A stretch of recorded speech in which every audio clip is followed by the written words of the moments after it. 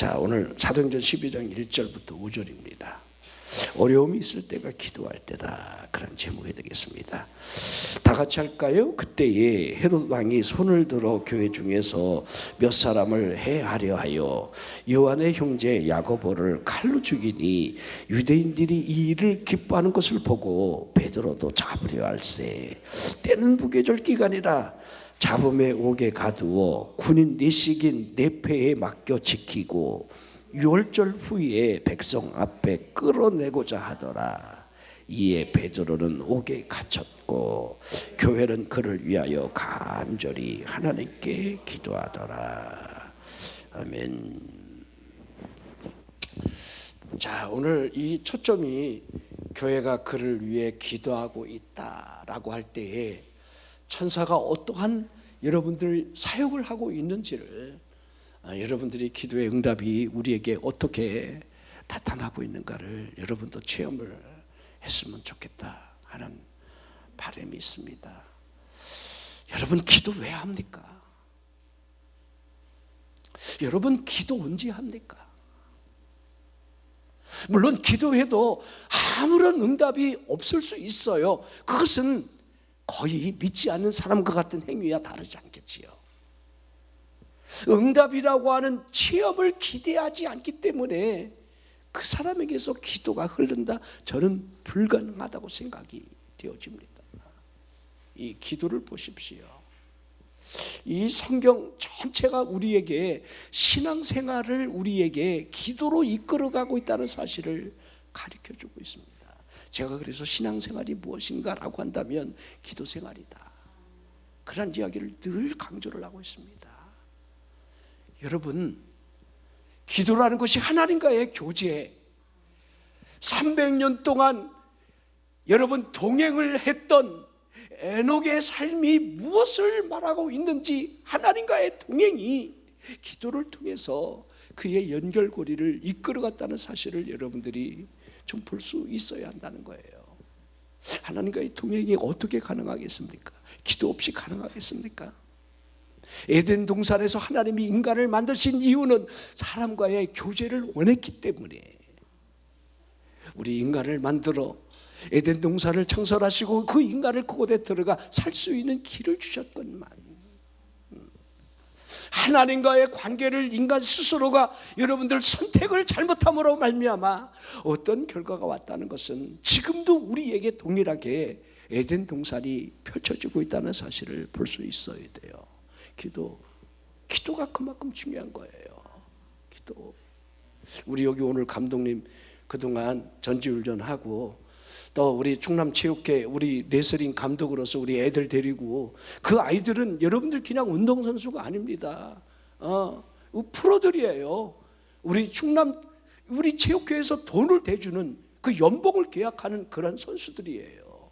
우리 교회에 왔던 그 서주환 선수도 뭐 정상급에 있는 아이들인데, 우리 감독님도 속이 타는 게 그 레슬링 협회 안에도 서로 감독이나 이런 연결고리가 얼마나 점수를 조작하고 이렇게 한다는 거 아주 환멸을 느꼈으리라고 생각이 되어집니다. 이번에 그 국가대표 선발전을 우리 전지훈련하고 그 자리에서 치르는 가운데, 우리 이번에 우리 충남 체육회 우리 감독님이 데리고 있는 아이들이 3명이나 국가대표가 됐어요. 뭐 3명이라니까 그거 가지고 이렇게, 여러분들 제가 물어봤어요. 3명? 나도 그랬어요. 그랬더니 지금까지 내가 감독을 하면서 3명이 국가대표 된 적은 처음이라는 거예요. 아멘 좀 해봐요. 그만큼 여러분들 어려운 일을, 그리고 아깝게 2등한 아이들이 4명이나 있었다. 너무 아까워 죽겠어. 걔네들까지 싹 몰아붙였으면 우리 이 감독님 믿음이 오로지 하나님만 바라보겠다, 그런 믿음으로, 지금도 있겠지만은, 근데 저분이 지금 학습받은 성도예요. 세례도 아직 안 받았어. 근데 우리 신문정 집사님이 그 일을 위해서 3일 동안 금식도 하고, 또 기도 응답을 통해서 우리에게 하나님이 뭘 보여주는지를 자, 우리 성경에 가만히 하나하나 우리 예수님이 여러분들 계시록을 쓰면서 여러분 7교회에게 주의 사자들에게 보내는 이 편지가 여러분 버가목 교회를 이렇게 시작하고 있어요. 내가 있는 곳을 내가 안다. 그곳은 사탄의 권자가 있는 곳이다. 그곳에서 믿음을 지키기 위해서 순교자가 어떻게 나왔는지를 우리 주님이 아신다 하고 있는 거예요. 그 장소가 버가목 교회라고 하는 그 지역에 그 위치가 사단의 권자가 있는 곳이라, 사탄의 역사가 그만큼 강한 곳이라는 사실을 그렇게 표현하고 있는 거죠. 여러분, 라마 나요대 현장을 여러분들이 본다라고 한다면 사무엘이 왜 내가 기도 신음죄를 범하지 않겠다라는 사실을 우리는 이해를 할 수 있을 것 같아요. 자, 그곳에 여러분 사울이라고 하는 사람이 다윗을 잡으러 오는 그 현장에 하나님의 영이 어떻게 흐르고 있는지를 우리가 모르지 않습니다. 우리 교회나 여러분의 집안에 여러분 흐르고 있는 이 영적인 그 일들은 여러분들이 스스로 볼 수만 있다라고 한다면 내가 왜 기도를 쉬면 안 되는지를 여러분 성경에 보십시오. 왜 쉬지 말고 기도하라 그렇게 했을까? 기도가 얼마나 중요하면 우리 믿음 생활에 가장 초점을 쉬지 말고 기도할 것을 그렇게 말씀을 하셨겠습니까? 우리 마가복음 4장에 우리 예수님께서 자, 이곳을 떠나 저곳으로 가자 하시는 그 저곳이 여러분들 5장으로 넘어가는 장면이 성경은 상세하게 기록을 하고 있습니다. 자, 그곳으로 가는 그 길에 우리 예수님이 고물에서 주무시고 풍랑으로 인하여 제자들이 우리의 죽게 된 것을 왜 돌보지 않습니까? 라고 짜증을 부릴 때 우리 예수님께서 어찌 너희가 그렇게 믿음이 없더냐. 지금 이곳에 누가 있는 겁니까? 이 배에 만왕의 왕이 계시는데, 나의 주님이 계시는데 그들이 죽을까 봐 두려워 떠는 그 모습을 우리 예수님이 우리에게 지금 보여주고 있는 것 아닙니까?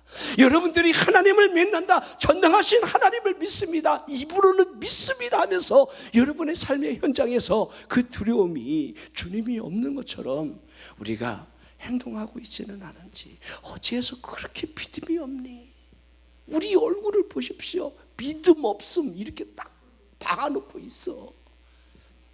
삶의 현장에서 조금만 무슨 일이 있으면 건드리면 폭발하고, 여러분들 얼굴이 그렇게 여러분들 막 지옥에서 갓 파겨 나온 그 사탄의 얼굴을 하고 있다는 거 우리가 어떻게 표현을 하겠습니까?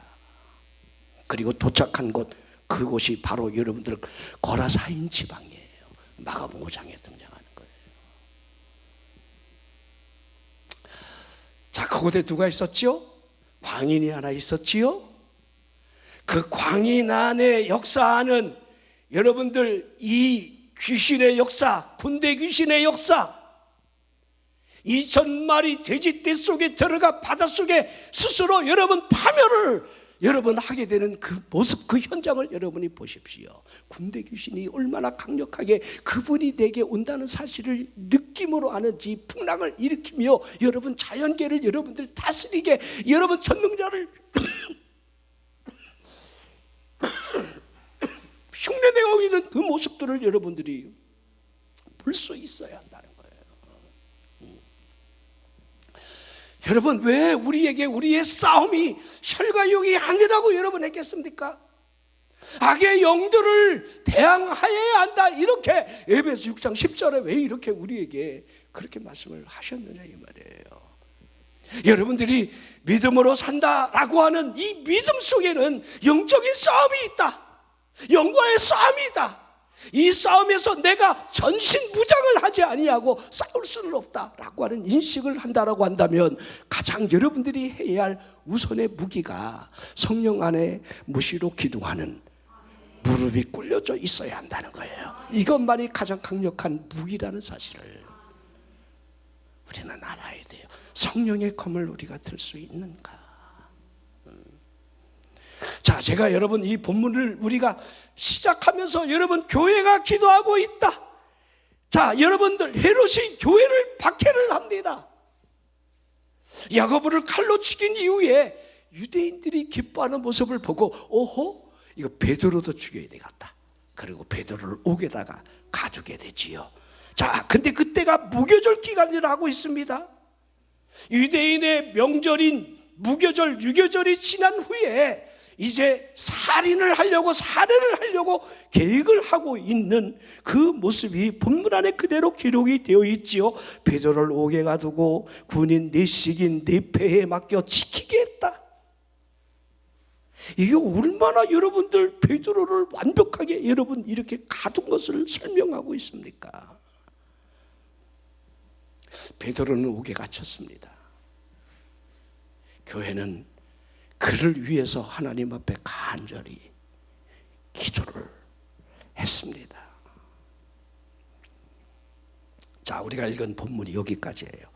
이제 유월절이 지나면 베드로는 끌려나가 죽임을 당할 수밖에 없습니다. 그의 운명은 정해진 시간이 오게 되면 죽음의 문을 이제 열 수밖에 없습니다. 헤롯이나 유대인들이 베드로의 피를 지금 보고 싶어 합니다. 베드로에게는 이제 유월절이 끝나는 이 마지막 날이 깊은 한밤중을 지나 얼마 지나지 않으면 해가 떠오르는 순간만을 맞이하고 있을 뿐이지요. 교회는 간절히 기도하고 있습니다. 그리고 그 다음 장면으로 상황이 설명을 해나가고 있습니다. 이게 사도행전 12장 그 다음 절 6절입니다. 헤롯이 잡아내려고 하는 그 전날 밤에, 저는 이 전날 밤이라는 이 단어를요 성경에 참 많이 기록되어 있다는 사실을 알게 돼요. 하나님이 일주일 전에 이렇게 역사하면 참 좋은데 하나님이 이틀 전에 이런 말도 아니야. 꼭 전날 밤에. 자, 7일 길을 먼저 여러분 뛰어서 야반 도주하듯 야곱이 20년 만에 외삼촌 라반의 집을 여러분 도주하는 그 사건을 보십시오. 7일 길을 밤낮을 여러분 야곱을 죽이고 자신의 재산을 되찾아가려고 하는 여러분 외삼촌 라반이 그 전날 밤에 무슨 일이 일어났습니까? 그 전날 밤에. 그렇죠, 전날 밤이죠. 난 여러분에게도 전날 밤이 분명히 있다고 생각이 되어져요. 죽음의 전날 밤, 위기의 전날 밤, 극한 상황의 전날 밤. 포기하지 말라는 거예요. 하나님이 전날 밤에 나타나신다는 거. 아멘 안 하는 사람들은 전날 밤이 지나갈 수도 있으니까 하나님이 전날 밤에 나타나신다는 사실을, 이 전날 밤이라는 단어를 여러분들이 꼭 기억해 봤으면 좋겠고요. 베드로가 두 군인 틈에서 두 쇠사슬에 매여 누워 자고 있다. 더욱이 파수꾼들은 문 밖에서 옥을 지키고 있다. 이 상황을 한번 생각해 보십시오. 얼마나 철통같이 베드로를 죽이려고 계획을 했다는 사실을 알게 됩니다. 그렇죠? 자, 우리 빌립보 성에서 루디아의 마음을 열었던 그분이 그 빌립보 교회를 세우기 위하여 루디아만이 아니라 여러분 이 감옥을 지키는 이 간수를 구원하기 위해서 어떤 일이 일어나는지를 우리는 잘 알고 있지요. 그렇죠? 자, 좋은 일을 하고도 감옥에 갇혔던 그가 그 힘겨운 상황에서 한밤중에 하나님을 향해 찬송하고 기도하는 그 기도를 모든 죄수들이 듣고 있는 가운데 무슨 일이 일어났다는 거 잘 아시지요? 자, 이 간수가 얼마나 놀랐으면 큰일 났다. 죄수들이 캄캄한 가운데 아무도 보이지 않습니다. 옥문이 활짝 열려 있습니다. 지진이 일어나고 여러분 세상이 급변한 것처럼 그 상황 앞에서 자신의 칼을 뽑아 배를 가르려 하고 있습니다. 자결하려 했습니다. 왜냐하면 그 당시에 군인들은 그 살인자가 만약에 탈옥을 하면 자신이 그 책임을 져야 했기 때문에 자결을 선택하려 했던 거예요. 내 몸을 상하지 말라. 우리가 다 여기 있노라. 저는 그 상황을 이렇게 한번 상상을 해봐요. 여러분, 제수들이 그 안에 같이 갇혀 있었고 모든 옥문이 다 열렸습니다. 내가 만약에 그 안에 있는 제수라고 한다면, 만약에 여러분 내일 죽을 수도 있는 제수라고 한다면 속된 말로 도망가지 않았겠습니까? 근데 아무도 그 누구도 그리하지 않았다는 거예요. 그러기에 성경에 이렇게 제수들이 듣더라 그렇게 표현하고 있는 거예요. 여러분, 듣는 그 심령 속에 하늘의 것이 느껴지고 이 땅의 것을 포기하고 하늘의 것을 여러분 붙잡고 있는 그 마지막 인생들을 그렇게 표현한 것은 아닐까, 그런 생각이 언뜻 들기도 합니다. 베드로의 상황을 볼 때에 이 전남밤이 지나면 이제는 죽어야 합니다. 두 군인 틈에서 두 쇠사슬에 매인 채로 누워서 잠을 자고 있는 그 상황을 여러분, 우리는 얼마든지 우리는 바라볼 수가 있습니다. 자, 교회는 기도하고 있었습니다. 이 기도에 하나님이 어떻게 역사하시는지를 7절이 설명하고 있습니다. 호련히 주의 사자가 나타났다. 할렐루야, 아멘. 호련히. 제가 또 하나 팁을 드린다고 한다면, 성경을 읽다가 호련히라는 단어가 상당히 많이 기록되어 있다는 걸 여러분들이 알 겁니다. 혹시라도 이 검색창에 호련히 누르면 수도 없는 호련히라는 단어가 나와요. 우리 마가다락방에 여러분 오순절날 성령의 강림이 여러분 때가 찼을 때 호련히 하늘로부터 급하고 강한 바람 같은 소리가 있어. 호련히 하나님의 역사가 그렇게 나타나지요. 자, 우리 창세기 32장은요 31장의 외삼촌 라반의 사건이 끝나자마자 이제 그의 진로가 이제 붉은 사냥꾼 에서를 여러분들 향해서 갈 수밖에 없는 그 상황이 전개됩니다. 근데 호련히 등장하는 것이 여러분들 마하나임의 현장이에요. 하나님의 사자, 하나님의 군대들을 지나가는 것을 호련히 보게 되는 거예요. 여러분들이 한번 느껴봤으면 좋겠어요. 지금 야곱이 하나님의 말씀대로 이제 금이 환영하는 그 환경 속에 어려운 일들은 계속해서 기다리고 있습니다. 특별히 외삼촌과의 관계는 그냥 하나님이 주리를 틀면서 해결해 줬지만은, 이제 자기 그 쌍둥이 형에게 여러분 전령을 보내 들려주는 이 기별은 400명의 여러분 칼을 찬 자들이 말을 타고 자신을 맞이하러 온다고 하는 그 사실을 그가 들었을 때 얼마나 사지가 떨렸겠습니까? 여러분, 성경을 보면요, 이 야곱이 얼마나 두려워했는지, 야곱이 두려워하여 자신의 두려워하는 이 감정을 하나님 앞에 막 말씀을 붙들고, 하나님이 가라하지 않았습니까? 하나님, 난 지금 위기에 빠졌습니다. 하나님이 나에게 말씀하지 않았습니까? 막 하나님의 말씀을 앞세우면서 하나님 나에게 은혜를 베풀어 줄 것을 그렇게 몸부림치는 이 장면들이 나오게 됩니다. 그 장면이 어디까지 이어지는 거죠? 야복강까지 이어지는 거예요. 여러분들이 위기가 오면 하나님의 말씀도 붙잡아야 되고, 여러분들이 그 위험으로부터 여러분들이 이길 수 있는 그 나홀로의 여러분 간절한 그 기도는 반드시 있어야 돼요. 기도가 없다라고 한다면, 여러분 400명을 모집해갖고 내 동생을 맞이하러 오는 그 붉은 사냥꾼 에서의 마음이 어떤 마음이었겠습니까?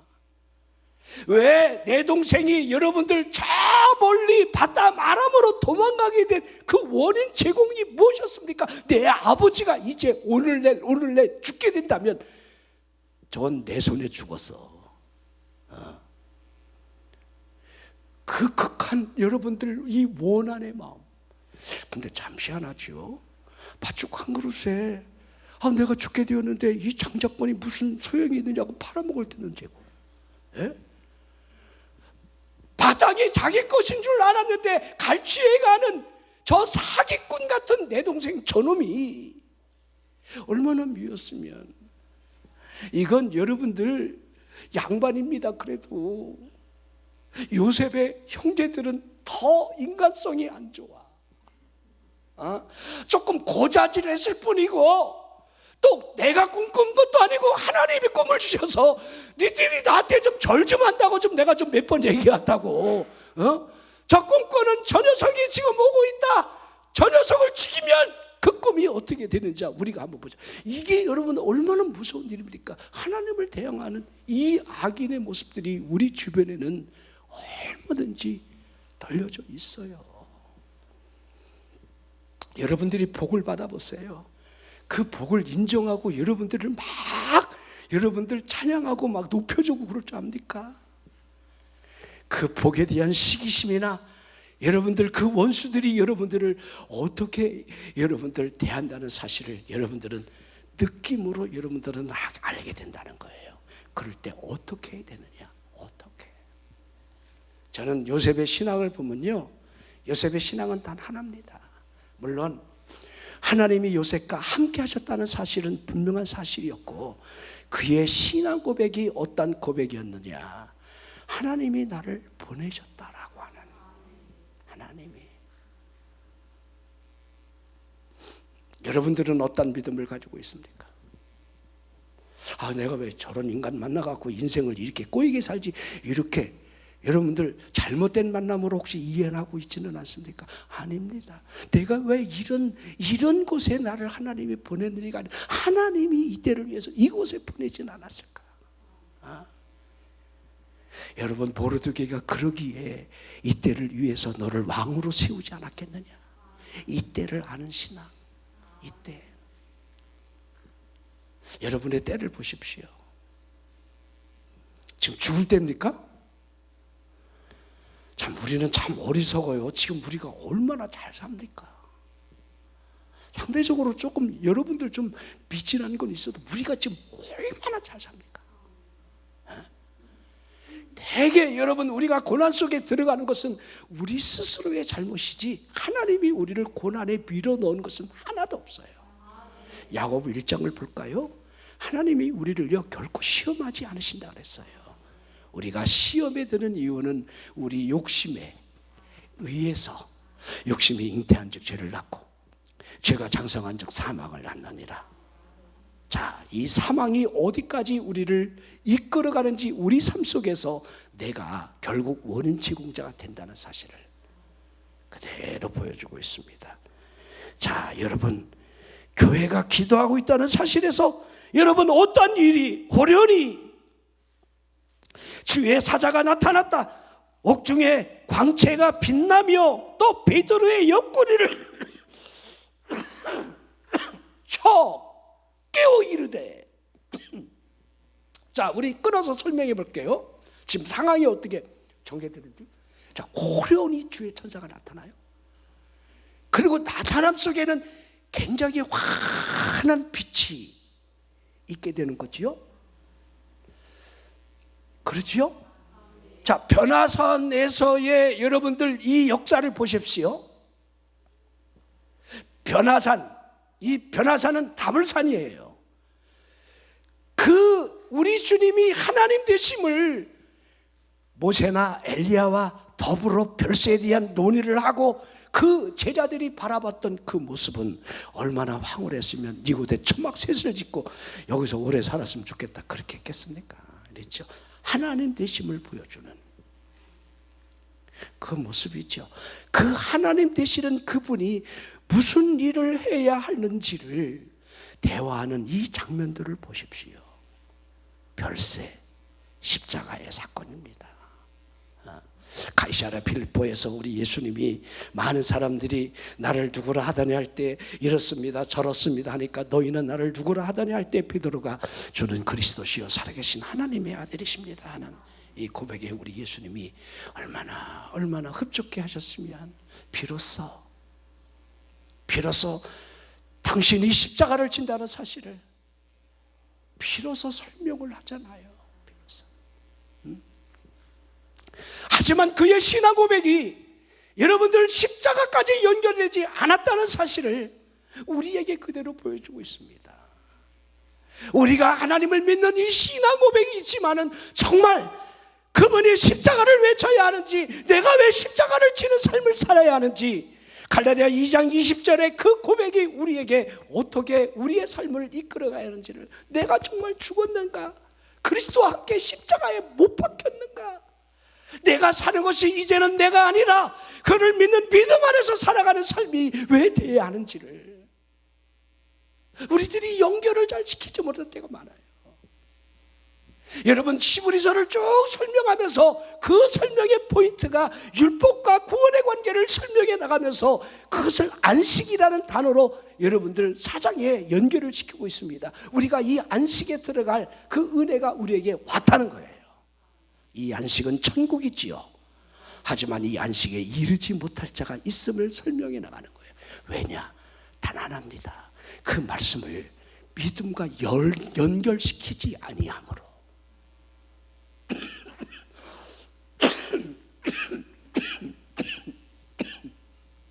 말씀에 대한 잘못된 이해가 여러분들 어떤 결과를 가져다 주는지를 지금 여러분 우리 현실에도 많이 보여주고 있습니다. 수많은 사람들이 여러분 통일교회에 가 있습니까? 잘못된 만남이지요. 여러분 왜 완산홍이를 여러분들 하나님으로 메시아로 여러분들 믿고 따라야 합니까? 이제 교주가 죽어도요, 그들은요 눈 하나 깜짝 안 해요. 그들의 말했던 이 교리들을 뒤집기하듯이 바꿔버려요. 96세가 되는 신천지 이만희가 죽으면 여러분 자신은 죽지 않는다고 그랬잖아요, 그죠? 네. 여러분, 이 세일교회라고 지금 대전에도 몇 교회가 아직 존재하고 있더라고요. 그 인회자, 교주가 인회자입니다. 우리 계룡산에 둥지를 들고 그들이 거기에서 영생불사한다, 자신이 자칭 하나님이라 했던 그가 계룡산 그 찬물에 모욕하다가 심장마비로 죽었어요.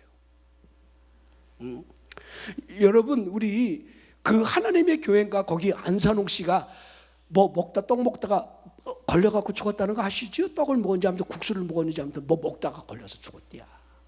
난 잘 모르고서 아무튼. 하나님도 뭘 먹다가 걸리면 죽는가 봐요. 자, 이런 사실들이 우리에게 뭘 의미하는지. 하나님의 말씀이 나와 믿음과 결부시키지 아니함으로 올 수 있는 일들은 우리에게 수없이 열려져 있다는 사실을 보셔야 돼요. 근데 대개 보면요, 일반 교인들은 잘 걸려 넘어지지 아니에요. 주일날 교회 나가기도 힘든데 이단들은요 굉장한 열심을 요구해요. 근데 우리 교회 문제가 그거예요. 교회가 좀 더 열심을 내게 하면요, 이 교회는 이상하다 막 이런 식으로 여러분 매도를 해요. 그게 아닌데.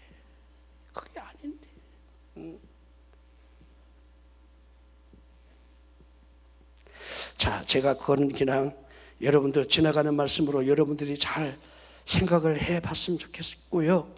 자, 우리 주의 사자가 잠자고 있는 베드로의 옆구리를 발로 찼다는 사실이 좀 가망 좀 나쁘지요. 옆구리를 찼다 이렇게 기록이 된 거 보니까 아마 코를 골아서 그러진 않았을까. 얼마나 깊게 잠에 빠져 있었으면 발로 찼을까, 이런 생각도 한번 해보게 되고요. 그러면서 하는 말이 급히 일어나라. 자, 그때 쇠사슬이 그 두 손목에서 벗어집니다. 자, 놀라운 사실은 내일이면 처형장으로 끌려가야 할 사람인데 그 사실을 모를 리가 없는데, 그런데 어찌 내일 잔치집에 가는 것처럼 이렇게 깊은 잠에 빠질 수가 있을까? 잠도 여러 가지 잠이 있습니다. 우리 에베소 교회에서 마지막 고별 설교하는 이 사도 바울의 그 설교를 3층 누각에 걸쳐 앉았던 유도고라는 청년이 졸다가 떨어져 죽었다는 사실을 우리는 알게 됩니다. 여러분들도 졸다가 급사할 수 있으니까 가능하면 성경이 여러분 우리에게 말씀하고 있는 것은요, 하나의 다 신뢰예요. 우리에게 그렇게 하지 말라라고 하는. 자, 우리 엘리야를 보면요, 이세벨의 도끼 어린 그 소식으로 말미암아 자기 생명을 보존하기 위해서 부엘세바로 가게 되는 그 장면이 기록이 되어 있습니다. 이 부엘세바에서 사원을 그곳에 둔 채로 이제 광야로 스스로 들어가 하루 길을, 그리고 한 로뎀 나무 아래 앉아 자신이 처한 이 상황을 비관하기 시작하지요. 하나님, 나 죽고 싶습니다. 하나님, 나만 남았습니다. 나를 좀 죽여주십시오. 그 얘기를 지금 하고 있는 겁니다. 얼마나 지쳤는지 이 로뎀 나무 아래에서 그냥 잠이 들어버렸습니다. 그때 천사가 나타났지요. 자, 이 천사는 참 친절한 천사예요. 베드로처럼 발로 팡 차는 천사가 아니라 성경에 보니까 그를 어루만지며 낙심하고 지쳐있는 그 엘리야를 어루만지면서 이 천사가 하는 말이 일어나 먹으라 그래요. 일어나 보니 머리맡에 숯불에 구운 떡 또한 한 병의 물이 있었습니다.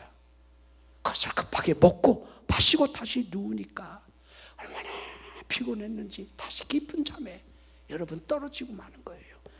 그때 천사가 다시 와서 어루만졌다는 소리는 안 하는데 일어나 먹으라 그래요. 내가 가는 길에 지쳐 가지 못할까 하노라 하면서 엘리야로 하여금 그것을 먹게 합니다. 그 음식을 먹고 이 엘리야가 40주야를 그 심에 의해서, 글쎄요, 그거 먹었다고 40주야를 여러분 달렸다는 게 참 어떠한 힘인지는 모르지만은 호렙산까지 그가 가게 되는데, 자, 그 잠을 보십시오. 낙심의 잠, 절망의 잠, 포기하려는 잠, 죽고 싶은 잠, 그 잠도 있다는 것을 우리에게 보여주고 있습니다. 여러분, 잠을 잘 잔다는 게 얼마나 축복인지 여러분들은 잘 이해를 하고 있습니까? 근데 나이가 먹어가니까요, 제일 먼저 불편한 게 잠이 잘 안 온다는 거예요. 이제. 물론 뭐 목사니까 잠이 안 오면 그때 내가 할 일들이 많으니까 안 오면 안 오는 대로 내가 할 일을 하겠지만은, 그러나 잠이 안 와서 이리 뒤척이고 저리 뒤척이는, 그러므로 아침에 일어났을 때에 온 몸이 피곤에 휩싸인다는 것은요, 굉장히 힘겨운 일입니다. 여러분들이 잠을 자자면 하고 잠을 잔다는 것. 근데 코를 고는 건 좋은 게 아니고요. 아무튼 깊은 잠에 든다는 거, 이거 축복입니다. 여러분, 시편 121편에 왜 사랑하는 자에게 잠을 주시는도다. 자, 그거는 또 설명을 좀 한번 제가 해드리겠고요. 우리 히브리서를 우리가 첫 장을 읽으면서 이렇게 여러 번 표현을 하고 있는데, 옛적의 선지자들을 통하여 말씀하신 하나님께서 마지막 때에 아들을 통해서 우리에게 말씀을 주셨다. 아들을 통해서. 자, 선지자들을 통해서 주셨던 그 제사법, 피의 생명에 있는 구원의 방법을 그 아들이 십자가를 진다, 피를 통해서 우리에게 구원을 준다는 사실을 이제 설명해 나가기 시작하는 거지요. 자, 그러면서 천사를 등장시켜요. 1장부터. 언제 천사를 내 아들이란 적이 있느냐? 없다는 거예요. 없다. 자, 그 당시는요, 이 천사에 대한 숭배 사상도 있었기 때문에 이 글도 썼으리라고 생각이 되어져요. 그러기에 정확하게 천사가 무엇인가, 이걸 여러분들 히브리 1장 14절에 결론처럼 1장을 딱 닫고 있는 거예요. 모든 천사들은 섬기는 영이다. 아멘. 천사는 우리가 숭배할 대상이 아니라, 경배의 대상이 아니라 섬기는 영으로서 구원받을 상속자들을 위하여 하나님이 섬기라고 보냈다는 거예요. 자, 그런 의미에서 오늘 베드로를 섬기기 위해서 천사가 어떻게 섬기는가를 이렇게 설명을 지금 해 나가고 있는 거지요. 자, 천사가 깨우기 전까지 베드로가 단잠을 잤다는 사실을 제가 설명을 했습니다. 자, 시편 127편에 여호와께서 집을 세우지 아니하시면 세우는 자의 수고가 헛되다, 여호와께서 성을 지키지 아니하시면 파수꾼의 깨어있음이 헛되다, 이렇게 시작을 하고 있습니다. 그러면서 우리의 삶을 이렇게 표현하고 있습니다. 아침에 일찍 일어나 늦게 누우며 수고의 떡을 먹음이 헛된 건 아니겠느냐. 우리가 먹고 살기 위해서, 좀 더 여러분 잘 살기 위해서, 뭔가 꿈을 이루기 위해서 여러분 우리가 열심히 노력하고 있는 그 모든 노력들이 무슨 의미가 있겠느냐. 하나님이 없는 채로 무슨 의미가 있겠느냐. 자, 그러면서 여러분들 우리에게 주시는 말씀이 이렇게 표현됐어요. 그러므로. 이게 굉장히 중요해요. 이걸 설명하면서 그러므로 여호와께서 그의 사랑하는 자에게 잠을 주시는도다, 이 말씀이 연결이 되는 거예요. 왜 이 그러므로가 이 중간에 이렇게 삽입을 시켜야겠습니까? 그러므로 하나님이 우리에게 잠을 주시는 이 복이 얼마나 크다는 사실을 이렇게 표현하고 있는 거죠. 우리 다시스로 가는 배를 타고 배미창에 들어가 있는 이 요나를 한번 보십시오. 흔들어도 안 일어나, 이 요나는. 그렇죠? 그러니까 선장이 그를 깨우지요. 너 누구야? 도대체 너 어떤 놈이야? 유대인 간데 네 하나님께 구했지 물이 죽게 생겼단 말이야. 이제 너 봐봐, 지금 우리 다 지금 배가 뒤집어질 상황에서 모든 짐을 버리고 살기 위해서 지금 사투를 벌이고 있는데 편안히 잠을 자고 있는 이 요나, 대단한 선지자입니다.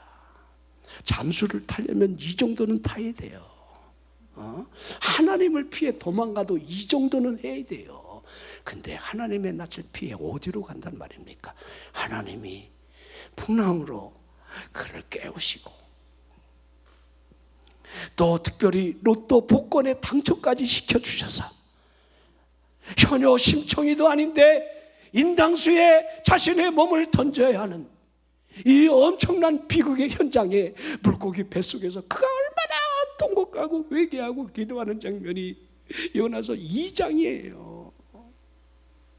그 기도를 들으시는 하나님이 요나서 3장에게 요나에게 두 번째 말씀을 주시는데, 이걸 여러분 우리에게 주는 두 번째 기회다, 이렇게 우리는 이해해야 되는 거예요. 여러분이나 저가 살아가면서 하나님이 우리에게 수 없는 기회를 주셔요. 이 기회가 끝나면요 끝이야. 저는 목회하면서 우리 원장님도 그렇지만은 이 마지막 기회 때에 이 개척기에 오는 멤버들이 있어요. 그 인간이 그걸 깨닫지 못하고 뒤지더라고. 내가 이렇게 표현해 여러분들이 이해할까 봐 제가 좀 거친 용어를 쓴 거예요. 난 그래서 12시 이후에 전화 오는 것을 별로 좋아하지 않습니다. 그 부인 집사가 12시 이후에, 그대는 핸드폰이 있습니까? 이 집에 여러분들 그 전화기 하나씩 있는 거잖아요. 이죠? 목사님, 황 집사가 죽었어요. 지금 중대병원에 누워있어요. 가봤더니 심장에 칼을 맞았어요. 눈을 뜬 채로 피가 막 온 머리를 뒤감싸고 있어요. 왜 죽었는지는 제가 설명하지 않습니다. 분명한 사실은 하나님이 그에게 주신 이 마지막 기회, 그 기회를 더 줬기 때문이에요. 분명합니다. 저나 여러분들이 하나님을 섬길 수 있는 기회, 하나님이 나를 통해 하시고자 하는 그 일 앞에 우리들이 겸허하게 그 음성을 듣고 우리가 따라가느냐 살아가느냐, 이건 우리의 몫이 되어야 돼요. 나는 여러분들이 하나님의 쓰임받는 복된 일꾼이 되기를 주의 이름으로 축원합니다. 우리가 수고한 모든 것이 헛됨으로 말미암아 하나님이 하셔야 된다. 그러므로 뭘 주신다? 여러분이 잠을 잘 자는 것이 맞다라고 한다면 하나님이 여러분을 사랑하는 증거가 될 겁니다. 로마서 8장 28절, 하나님을 사랑하는 자 곧 그의 뜻대로 부르심을 입은 모든 자들에게는 합력해서 선을 이루어 나간다는 사실을 여러분들이 보라는 거예요. 뭘 봐야 됩니까? 자, 우리 요한복음 13장에도 우리 제자들이 계속 십자가를 지시려는 그분의 말씀을 들을 때마다 두려워 떨고 14장 넘어가면서 우리 예수님이 제자들을 향해서 두려워하지 말라, 하나님을 믿으니 또 나를 믿어라 하시면서 당신이 미리 가는 이유가 너희를 위한 처소의 예비함이라 하시면서 그 처소로 올 수 있는 길을 이렇게 말씀하셨잖아요. 우리가 너무도 잘 아는 말씀 아닙니까? 예? 요한복음 14장 6절, 내가 곧 길이요 진리요 생명이다. 이 세 가지만 여러분들이 그냥 딱 대놓고 생각해 보시면 돼요. 그분이 누구입니까? 내가 믿는 그분이 누구입니까? 그분이 우리에게 주시려는 그 근본적인 그 핵심을 좀 보라는 거예요.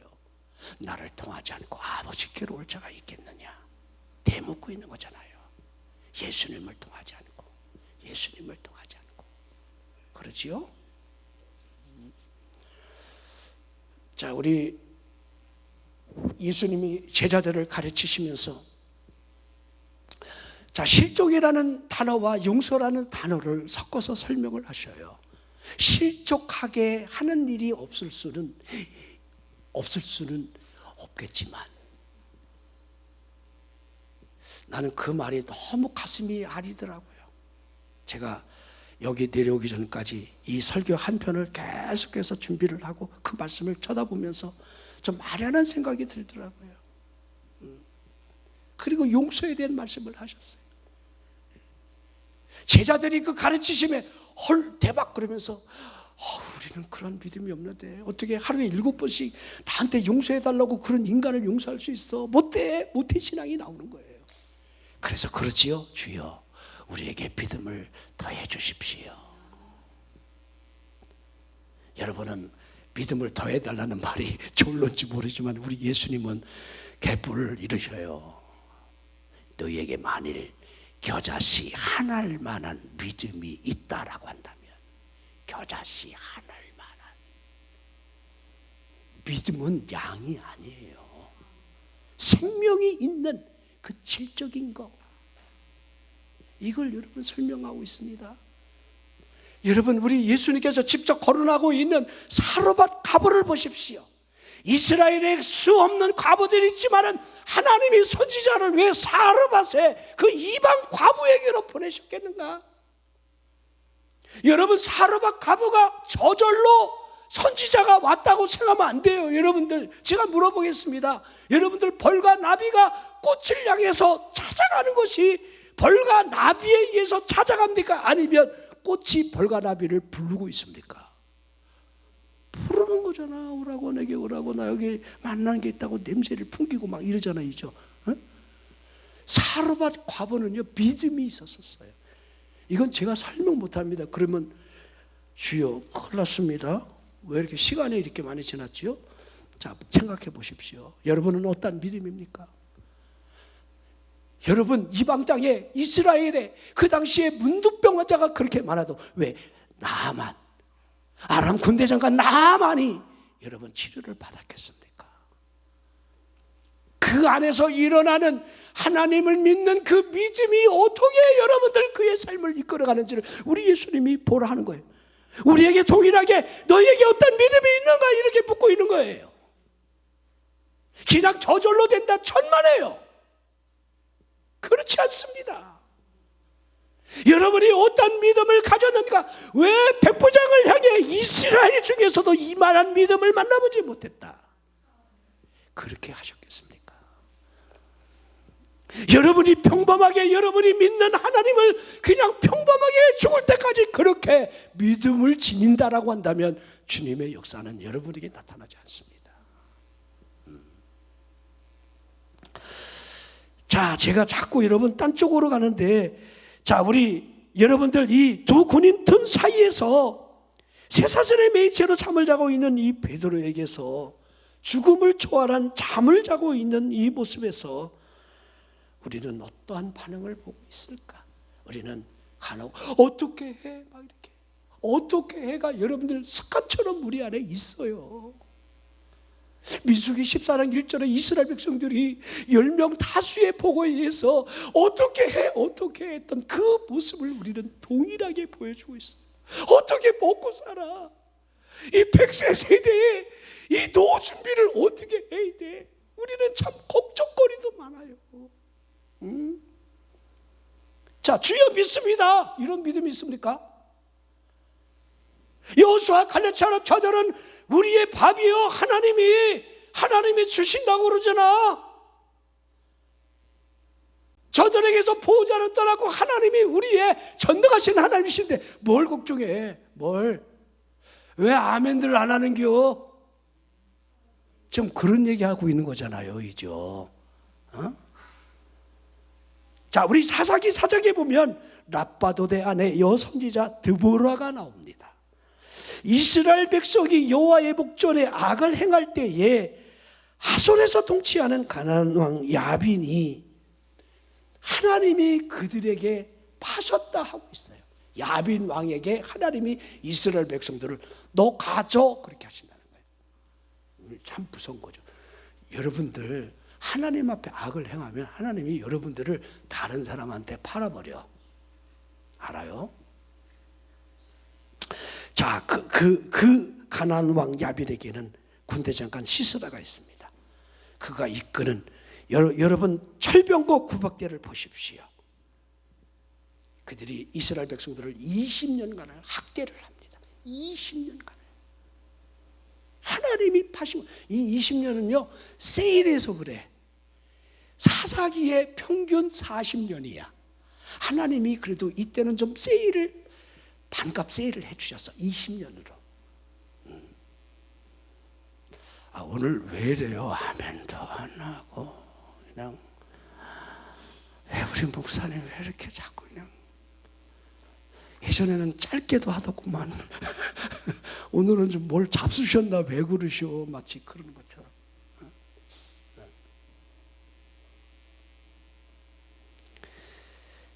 자, 이 드보라는요 에브라임 산지 라마와 베델 사이 그 드보라의 종려나무 아래에 거주를 했는데 백성들이 그 앞에 나와 모든 재판을 받습니다. 자, 드보라가 납달리 게데스에 있는 이 바락이라고 하는 이 용사지요. 이 용사를 불렀습니다. 여호와께서 명령하셨다. 납달리 자손, 스불론 자손 10,000명을 거느리고 다볼산으로 가라. 시스라와 그 병거들을 내 손에 하나님께서 넘겨주신다 한다. 이 바락에게.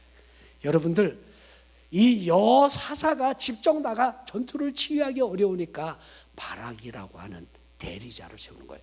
벼룩 아닙니다. 우리 목사님 발음이 잘못되면 이게 바락이 벼룩됩니다. 바락. 자, 그때의 바락이 하는 말이 여러분 들어보실까요? 사사기 4장 8절입니다. 바락이 그에게 이르되, 드보라에게 하는 말이죠. 만일 당신이 나와 함께 가면 내가 가겠고, 만일 당신이 나와 함께 가지 않는다라고 한다. 나 안 가. 믿음 참 더럽다. 에? 우리가 그런 생각이 들죠. 아니 남자가 쪼잔하게 하나님이 10,000명을 모집해 다볼산, 이 다볼산이 변화산이에요. 이 다볼산은 뻔치벌 모양 이렇게 여러분들 이 주말을 이렇게 엎어놓은 것 모양 이렇게 생겼어요. 그리고 그 앞에는 수없는 평지가 이루어져 있습니다. 여기에 10,000명이 들어가서 잠복하고 여러분 그 앞에 수도 없는 더군다나 여러분 700대의 전차를 끌고 나와 있는 이 시스라를 맞이하면서 얼마나 쫄았겠습니까? 그 상황이에요. 나 못 가. 여러분 어떻게 생각하세요? 이 바락을 믿음이 있는 겁니까? 없는 겁니까? 왜 이러죠? 아니 이럴 수가 있나? 여자 말을 이렇게 무시하는 건가? 그런데 잘 생각해 보십시오. 지금 이 바락은요 이 여선지자를 신뢰하는 거예요. 하나님이 지금 이 드보라와 함께 한다는 사실을 믿는 거예요.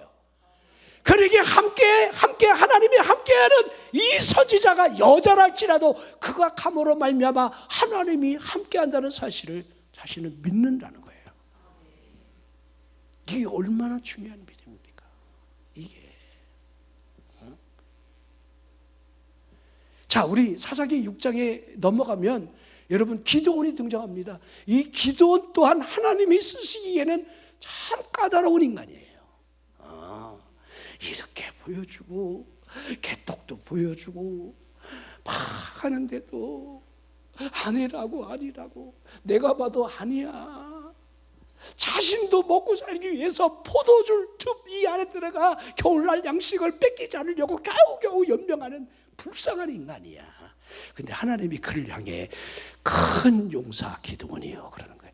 큰 용사는 무슨 큰 용사요. 이게 얼마나 겁이 나는지 여러분이 아는 대로 하나님 앞에 표적을 2번 이렇게 하잖아요. 양털 한 움큼을 타작마당에 놓고는 이게 뽀송뽀송하고 주변이 적게 해달라. 그게 이루어졌는데 그러면 할렐루야 하면 되잖아. 한 번만 더 하겠습니다. 역으로 해달라고. 참 내가 그 장면을 읽으면서 내가 화딱지가 막 나더라고요. 근데 우리 믿음이 그래요. 우리 믿음이 다르지 않습니다. 여러분도 기도하면서 얼마나 비겁한 행위를 합니까? 정말 시원하게 하나님 믿고 갑니다. 이렇게 그렇게 불속이라도 뛰어들어갈 만한. 그래 초대교회 이후에 카타콤에 들어간 그들을 보십시오. 그곳에서 나서 자라서 순교했던 그들의 모습을 보십시오. 그 믿음이 세상이 감당하지 못할 사람들이라고 증언했던 그 초대교회 성도들의 믿음을 보십시오. 우리를 한번 생각해 보십시오. 우리 믿음은 진정 어떤 믿음입니까? 여러분의 힘겨운 일이 왔을 때 정말 그리스도의 그 큰 사랑에서 그 무엇이 나를 끊을 수 있으랴라고 하는 그 로마서 여러분들 이 부장인가요? 8장에서 여러분들 고백을 여러분 할 수 있겠습니까? 정말로 생명의 성령의 법에 적용되어 죄와 사망의 법을 이긴 그런 사람만이 여러분들 이 고백을 하는 것을 여러분 8장 시작부터 전제를 해놓고 8장을 끝을 내고 있다는 사실을 여러분들이 보셔야 돼요. 자, 제가 여기서 2가지만 더 설명하면서 마치겠습니다. 자, 우리 이 사도행전 12장 9절에 보면 베드로가 나와서 따라가고 있지요. 천사가 하는 이것이 생신인 줄 알지 못했고 환상을 보는 거 하노라 이렇게 했습니다. 그렇죠? 자,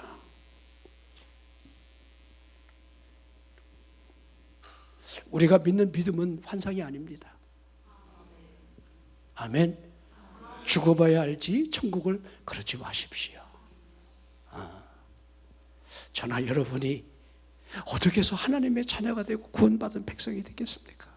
이게 얼마나 놀라운 일입니까? 이 놀라운 축복을 여러분 발로 걷어 차시렵니까? 그게 뭐라고? 우리가 이 땅에서 신앙의 결실을 맺지 못하는 수많은 사람들을 바라보면서 그것이 뭐라고? 우리 부부 싸움할 때 가만히 복기를 해보면 그것이 뭐라고 싸우는지 아무것도 아니야. 부부 싸움할 때 그 내용물은 건드기가 없어. 그렇죠? 안 싸우나? 응? 이게 얼마나 어리석은 일입니까?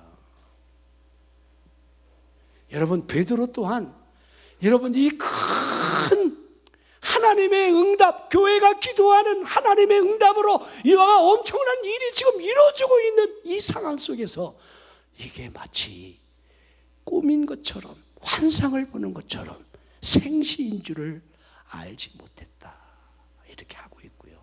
자, 우리 또한 여러분들 여기 베드로가 찾아간 곳이 사도행전 12장 12절 깨닫고 마가라 하는 요한의 어머니 마리아의 집에 가니 여러 사람이 거기에 모여 기도하고 있더라. 자, 지금 교회는 기도하고 있더라 그랬죠? 근데 이 교회가 어디예요? 마가다락방. 정확히 이 마가다락방은 요한의 어머니 마리아의 집이에요. 이렇게 표현을 하고 있는 거예요. 그렇죠? 자, 그곳에서 교회가 기도하고 있습니다. 그 집을 찾아가는 거예요. 자연스럽게. 여러분이 힘겹고 어려울 때, 하나님의 은혜가 우리에게 임할 때, 여러분이 제일 먼저 가야 할 발걸음은 하나님의 교회입니다. 교회. 자, 교회는 기도하고 있습니다. 가서 대문을 막 두드리니까 이 계집 아이 하나가 여러분 뛰쳐나와서 여러분들 어떻게 하고 있습니까? 자, 여기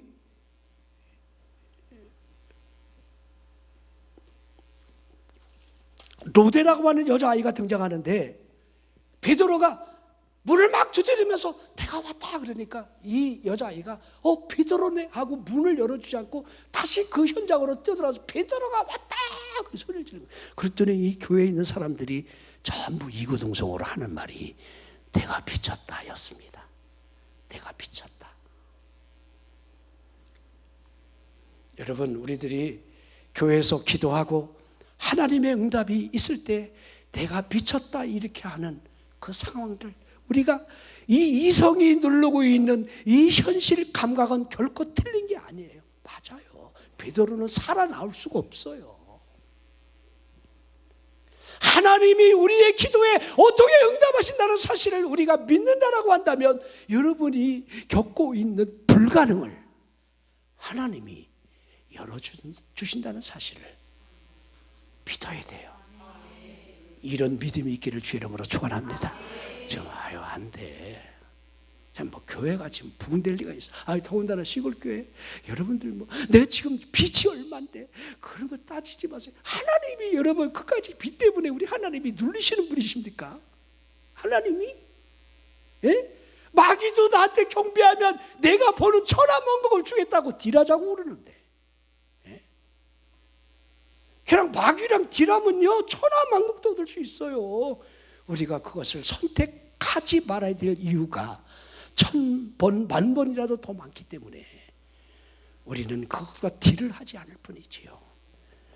자, 우리 욥기서를 보면요, 재앙을 당한 욥의 소문에 세 친구가 멀리서 소식을 듣고 위로하려고 찾아오는 장면이 연이어 기록되어 있고, 또 우리 세 친구와 여러분들 문답이 여러분 거의 40장, 42장까지 기록되어 있어요.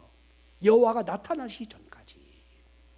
자, 근데 그 모습을 바라보는 순간에 이 세 친구가 7일 동안 아무 말도 하지 못했습니다.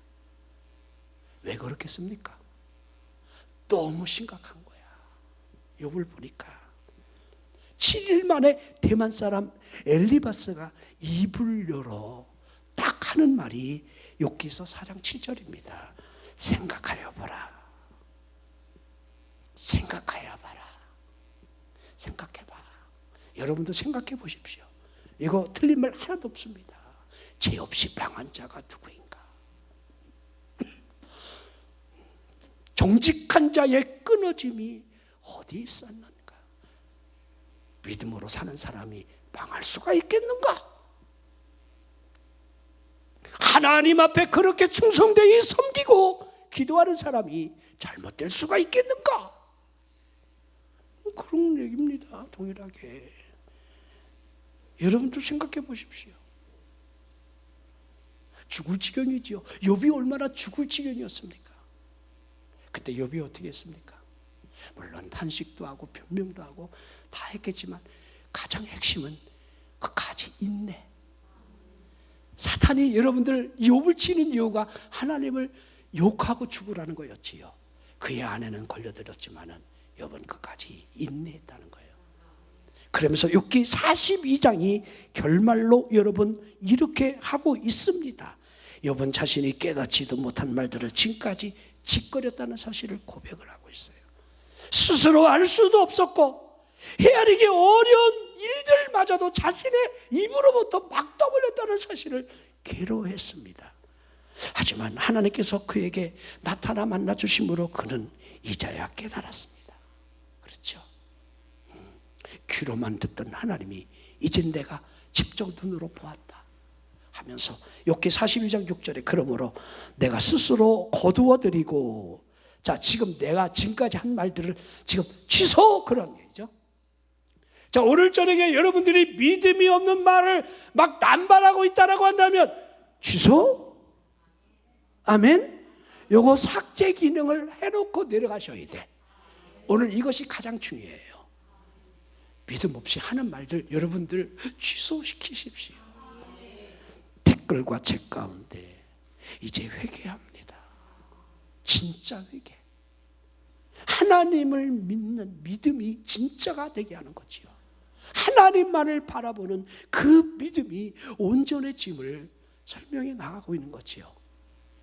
물론 욥기 23장 10절에 나의 가는 길을 주께서 하신다, 나를 단련하신 후에 나를 정금같이 나오게 할 것이라고 하는 이 고백이 그를 이끌어가는 것은 맞았지만은, 여러분들이 이와 같은 믿음을 가지고 우리가 가야 한다는 것을 보여주고 있습니다.